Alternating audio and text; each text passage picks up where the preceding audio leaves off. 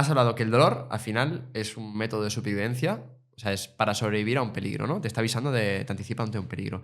Entonces, y has explicado también que depende mucho del contexto, experiencias previas y demás. ¿Podrías ejemplificarlo de alguna manera para que entiendan la importancia de un escenario peligroso? Sí, lo primero y quiero matizar una cosa y es que sí que es verdad que el dolor está para ahí para algo y es importante, pero no siempre. Y eso también es importante, es decir, lo que decíamos, ¿no? El hambre es necesaria, la sed es necesaria, pero tú imagina, yo este ejemplo a veces lo pongo. Ahora te pongo el otro ejemplo de la otra Súper. situación. Imagina que acabas de comer, ya estás lleno, estás comiendo, tenías hambre, y tienes hambre y comes. Vas a comer, te comes tus platos y ya tienes tus reservas de energías también, estás hinchadito ya, estás a gustito, no tienes hambre. Hasta ahí todo bien, ¿no? Imagínate que por detrás pasa una camarera con un cheesecake, ¿no? Que huele, que lo Sí. flipas. Y te viene el olorcito. Y si te gusta mucho el cheesecake y depende de tus experiencias con cheesecakes anteriores y todo este rollo, ¡ay! Se me ha abierto un hueco. ¿Sí o no? Sí, sí, sí, Se me ha total. abierto un poquito el hambre ahora. Cheesecake Total. sí que me lo como, ¿no? ¿Esa hambre era real o era falsa? Claro, no hay una necesidad biológica ahí, ¿no? Esa hambre era real. Sí, sí. Es real. Yo estaba sintiendo hambre. No es un hambre Sí, sí, sí, sí. psicológica, es un hambre de que se siente. ¿Es un hambre con una utilidad biológica para yo tener que comer más? Eso ya es más debatible, ¿no? Claro. ¿Me entendéis? Sí, sí, total. Entonces, hay ciertos... Lo digo porque también hay la tendencia a veces de pensar de que, no, tú escucha tu cuerpo y si te dice y sientes esto, es que lo necesitas.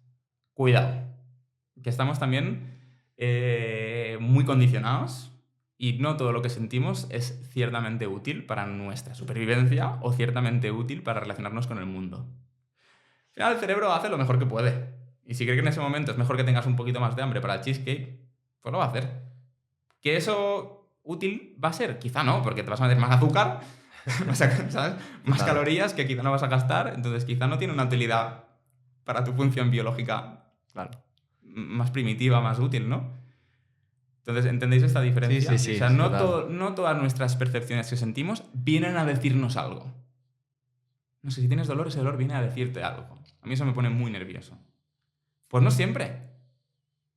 ¿Qué viene a decirte esa hambre del cheesecake? Es que, ¿me entendéis? Sí, sí, total, total. Entonces, no siempre el dolor viene a decirnos algo. Muchas veces son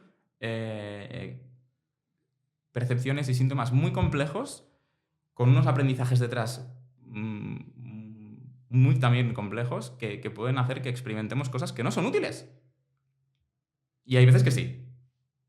Y es útil un dolor, y eso también quiero matizarlo. Un dolor es muy útil cuando hay una lesión, una patología, una enfermedad, algo más o menos demostrable que, hostia, pues te duele, es una putada, sí, vamos, pero hay que manejar de base aquello que está haciendo activar nociceptores o está haciendo que el sistema nervioso, que puede estar lesionado o alguna otra estructura, pues requiera un abordaje de esa zona y también multidimensional y biopsicosocial. Porque que haya daño tampoco no significa que luego mis experiencias y mis expectativas y mis cogniciones y mis creencias tampoco influyen siempre.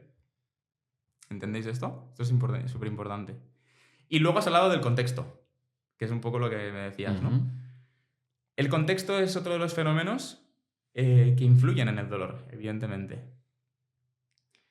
Y de hecho lo hablábamos, ¿no? Este ejemplo, por ejemplo, ¿no? Si a mí me vienes tú y me pones la mano en el hombro y me dices, oye, Alex, me haces así, ¿eh? ¿Qué tal estás, tío? ¿Cómo va la vida? Es un contexto de que estoy contigo, estoy buen rollo, me ha golpeado un poco el hombro. Bien.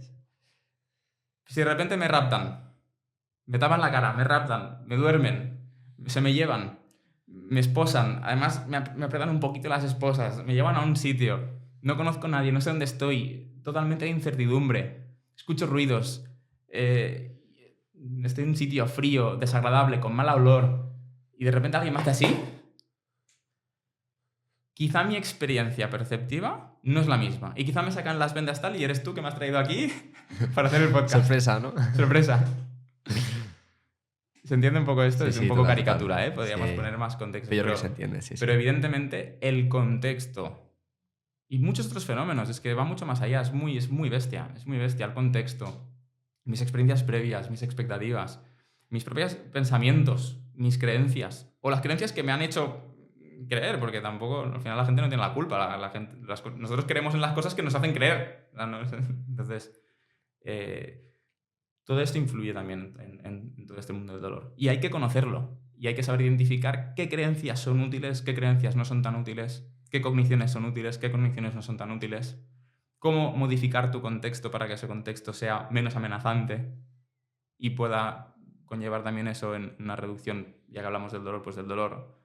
Entonces, no solo entender todas las neuronitas, no solo entender todas las moléculas y no solo entender todo lo sensitivo y lo orgánico es importante, evidentemente que sí, y de hecho entender y conocer la patología, que eso insiste mucho Rafa Torres también, es fundamental. Es fundamental porque si a ti te duele algo, lo primero que hay que hacer es, si ahí donde te duele, o lejos de donde te duele, hay algo que pueda hacer, un dolor referido y rayado en esa zona, es decir, ver si hay una lesión, una patología, algo que tenga que ser mirado. Eso es fundamental. Pero hay muchos otros casos de gente que ha peregrinado mucho, que va muy perdida y está sobremedicalizada y hay un exceso de intervencionismo y ahí, también como dice Eduardo Fondeville, ahí, ese es el enemigo real, el exceso de intervencionismo, el exceso de opioides, el exceso de medicalización, el exceso de muchas cosas y muchas intervenciones que a día de hoy no tienen sentido bajo la luz de la biología del dolor. Y se siguen haciendo. En mucha gente con dolor muy persistente donde están atravesados por influencias y dimensiones que van mucho más allá de un nervio, una moleculita o un disco. Entonces ese es el problema.